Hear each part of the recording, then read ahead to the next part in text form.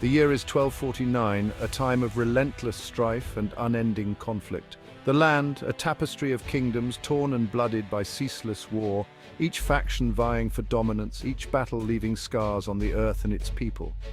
Among the warring factions, none instilled fear like Arvid the Unyielding, king of the Northlands. His name alone was enough to send shivers down the spines of even the bravest warriors. A towering figure forged in the fires of countless battles, Arvid was a living legend. His armor, a testament to his countless victories, gleamed with an almost supernatural light. His name, whispered in fear, synonymous with invincibility. In the markets and taverns, tales of his exploits grew with each retelling, painting him as an almost mythical figure. Arvid's legend grew with each victory. His conquests were not just battles won, but stories etched into the very fabric of history. Whispers of his ruthlessness preceded him. His enemies trembled, knowing that facing Arvid meant almost certain doom. His own men revered him as a god of war, their loyalty absolute.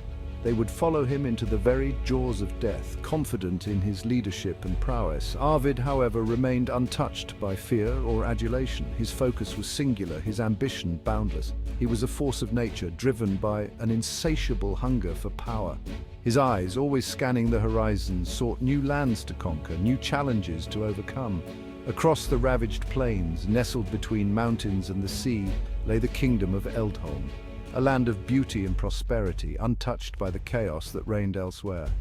Known for its fierce warriors and golden wheat fields, Eldholm was a kingdom of strength and abundance.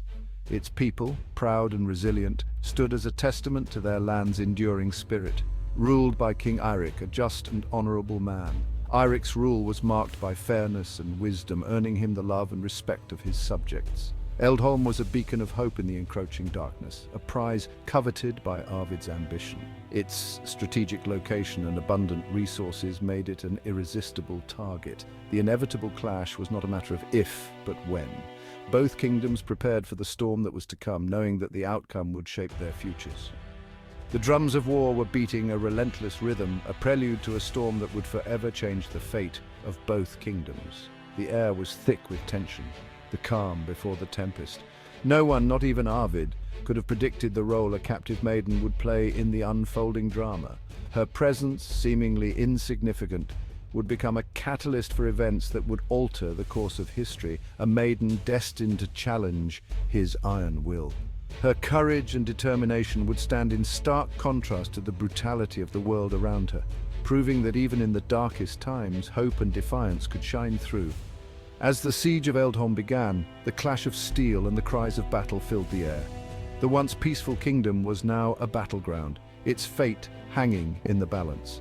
King Eirik, undeterred by the overwhelming odds, rallied his troops with a speech that would be remembered for generations. His words, filled with hope and resolve, inspired his warriors to fight with unmatched ferocity. On the other side, Arvid led his men with the same unyielding determination that had earned him his fearsome reputation. His eyes burned with the fire of conquest, his every move calculated to bring him closer to victory.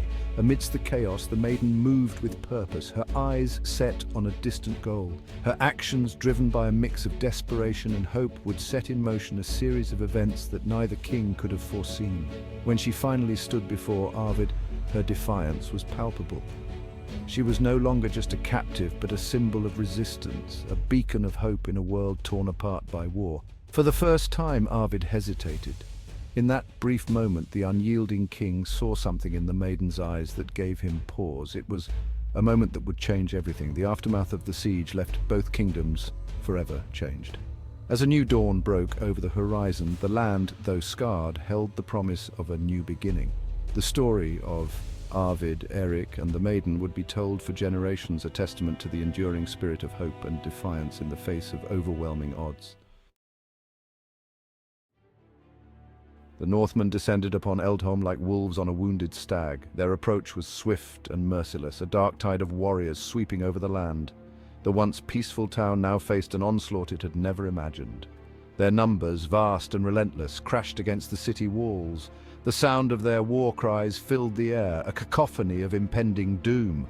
The walls, though strong, trembled under the sheer force of the assault. The defenders fought bravely, their courage fueled by desperation. Each man knew that failure meant the end of everything they held dear. They stood shoulder to shoulder, their faces set in grim determination, ready to give their lives for Eldholm. Yet, against Arvid's might, their resistance crumbled. His presence on the battlefield was like a force of nature, unstoppable and devastating. The defenders, despite their valor, were no match for his ferocity. Arvid, a whirlwind of steel and fury, led the charge. His dark armor gleamed in the firelight, a harbinger of death. He moved with a deadly grace, cutting down anyone who dared stand in his way. His axe, a blur of death, cleaved through Eldholm's defenses. Unstoppable, invincible. Each swing brought down another defender, each strike a testament to his unmatched skill in battle. The air reeked of blood and fire. The once vibrant city was now a hellscape of smoke and flames. The cries of the wounded and dying mingled with the roar of the inferno, creating a symphony of destruction. The screams of the fallen echoed through the burning streets. The chaos was overwhelming, a nightmare come to life. Soldiers and civilians alike were caught in the maelstrom, their fates sealed by the relentless Northmen. Among the survivors, herded like cattle, stood Princess Ingrid. She was a beacon of hope amidst the despair, her presence a reminder of what Eldholm had lost. Her captors saw her as a prize, but she was far more than that. Her eyes, reflecting the inferno that engulfed her home, blazed with defiance. She stood tall, unbowed by the horrors around her. Her spirit was unbroken, a testament to her strength and resilience. Gone was the delicate flower of the Eldholm court. The woman who now stood before the invaders was forged in the fires of war. She was no longer a mere princess, but a symbol of resistance. In her place stood a woman tempered by loss, her spirit unbroken. She had seen her home destroyed, her people slaughtered, yet she remained defiant. Her resolve was a beacon of hope in the darkest of times. Arvid, his face a mask of cold victory, surveyed the carnage. He had achieved his goal, but at what cost? The city lay in ruins, its people broken, yet amidst the devastation he saw something unexpected. His gaze fell upon Ingrid, her chin held high, her spirit unbroken. She was a vision of strength and defiance, a stark contrast to the destruction around her. In her he saw a challenge, a worthy adversary. He saw not a captive, but a worthy adversary. In that moment, a silent understanding passed between them. The battle for Eldholm was over, but a new struggle had just begun. The clash of wills between Arvid and Ingrid would shape the future of their world. The court of Arvid buzzed with anticipation. They expected the usual brutality, the public display of power. The whispers ceased as Arvid entered, Ingrid in tow. Her wrists were bound, yet her back remained straight, her eyes fixed on Arvid. The princess, a cruel smirk, played on the lips of Ulf, Arvid's advisor. "A fine addition to your victories, King Arvid." Silence met Ulf's jab. Arvid studied Ingrid, her unyielding spirit intrigued him. He had seen fear in the eyes of kings, yet this slip of a girl, she held his gaze. He did something unexpected, something that shocked his court. He offered Ingrid a choice, a life as his concubine or death. It was a decision no king, let alone Arvid, would offer. It was a decision that would seal his fate.